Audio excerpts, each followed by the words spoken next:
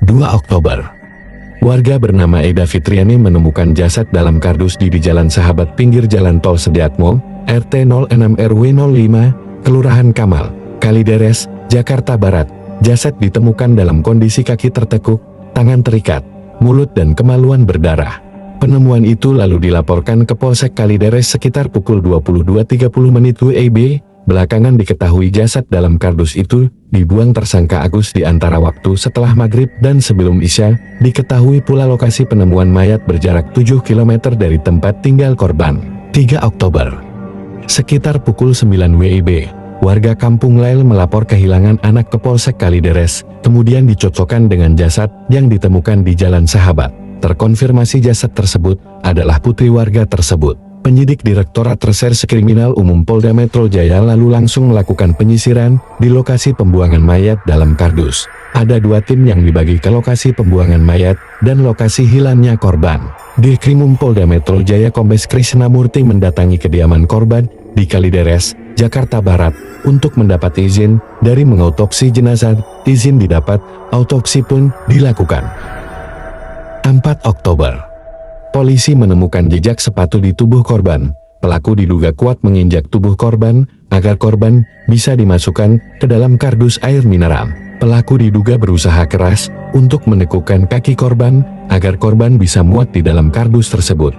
Tindakan sadis lainnya yang ditemukan polisi adalah pelaku membunuh korban dengan cara mencekiknya. Ini mengakibatkan pembuluh darah korban pecah hingga mengeluarkan darah di mulut, hidung dan telinga. 5 Oktober. Polisi menganalisis rekaman CCTV yang tak jauh dari lokasi pembuangan mayat. Dari rekaman CCTV terlihat ada pemotor yang melintas dan membawa kardus. Meski tak begitu jelas, rekaman CCTV ini menjadi salah satu titik terang di kasus ini. Rekaman CCTV itu diperoleh tim kepolisian di Treskrimum Polda Metro Jaya, Polres Jakbar dan Polsek Kalideres dari sebuah gudang yang berjarak sekitar 500 meter dari TKP di Kampung Belakan, Kamal, Kalideres, Jakbar. Gudang berisi besi-besi tua tersebut adalah milik Sujarwadi 54. Lokasi gudang berada di hub yang di belakangnya terdapat sebuah jalan kecil yang hanya bisa dilalui motor saja. Setelah ramai penemuan mayat bocah di dekat gudangnya itu, Sujarwadi pun sempat mengecek rekaman CCTV-nya pada Sabtu 3 Oktober sore. Selain itu, polisi juga memeriksa seorang saksi residivis yang tinggal di lingkungan korban. Polisi mendatangi bedeng tempat tinggal si residivis dan mendapat sejumlah petunjuk. 6 Oktober. Kapolda Metro Jaya Irjen Tito Karnavian membentuk Satgas Khusus untuk menangani kasus ini. Koordinator Satgas Khusus ini adalah Dirkrimum Polda Metro Jaya Kombes Krisnamurti dan Kapolres Jakbar Kombes Rudi Herianto Adi Nugroho. Yang diperiksa sehari sebelumnya, Agus Darmawan 39 yang masih berstatus potensial suspek dites urini. Hasilnya positif metamfetamin. 7 Oktober. Pihak kepolisian mulai mengerucutkan penyelidikan arah terduga pelaku Agus Darmawan. Tim forensik bahkan telah mengambil sampel di bedeng Agus. Selain itu, polisi juga mengambil sampel DNA Agus. Namun selain memeriksa Agus, polisi juga memeriksa 3 terduga lain yang merupakan pria-pria single.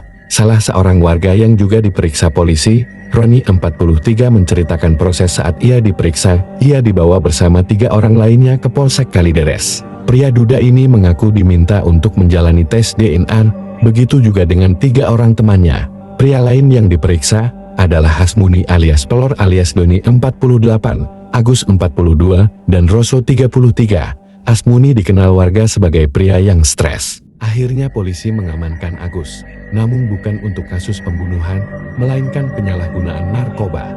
8 Oktober. Petunjuk demi petunjuk didapat Satgas Khusus Polda Metro Jaya. Hasil tes DNA seorang saksi cocok dengan jaringan epitel kulit yang ditemukan di kaos kaki korban. Namun polisi belum mau mengungkap saksi tersebut. Polisi hanya menyebutnya sebagai orang dekat. Belakangan, diketahui saksi itu adalah Agus Darmawan. Polisi belum mau bicara gamblang karena baru menemukan 1 bukti. Selain itu, polisi juga menemukan sperma di vagina korban, kemudian sperma itu dites DNA. 9 Oktober.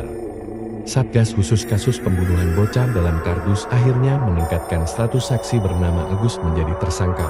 Namun, Agus baru ditetapkan sebagai tersangka pencabulan anak di bawah umur dengan korban berinisial T, bukan bocah dalam kardus. Agus diketahui pernah mencabuli korban T hingga hamil. Polisi mengeluarkan sprinding atas kasus tersebut. Selain itu, polisi juga menemukan fakta baru terkait Agus, pria bertato yang diduga kuat terkait pembunuhan bocah dalam kardus di Kalideres ini, rupanya kerap mengajak anak-anak mengonsumsi narkoba. Agus juga memberikan nama grup bagi anak-anak yang kerap diajaknya untuk mengonsumsi ganja. Adapun nama grup tersebut ialah Bultacos. 10 Oktober. Polisi akhirnya menetapkan Agus Darmawan sebagai tersangka pembunuhan bocah dalam kardus. Ada 3 alat bukti yang membuat polisi menetapkan Agus sebagai tersangka. Bukti pertama adalah DNA tersangka di kaos kaki korban, bercak darah korban di rumah Agus, dan sperma tersangka di vagina korban. Agus dijerat pasal berlapis, yaitu pasal 340 KUHP tentang pembunuhan berencana junto pasal 338 KUHP UU nomor 35 tahun 2014 dengan perubahan atas UU nomor 23 tahun 2002 tentang perlindungan anak dengan ancaman seumur hidup.